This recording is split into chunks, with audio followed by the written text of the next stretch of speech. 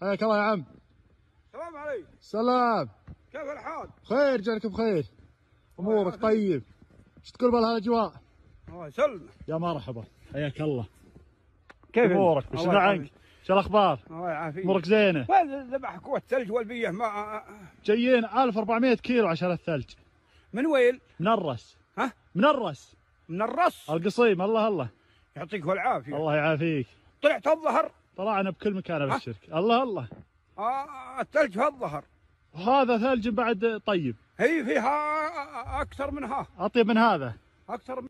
ما شاء الله تبارك الله. ثلوج كثيفة على جبال الظهر، مركز علاقال، يوم الجمعة 15/5/1441. ما شاء الله تبارك الله. تصوير بندر حواس. ما شاء الله تبارك الرحمن.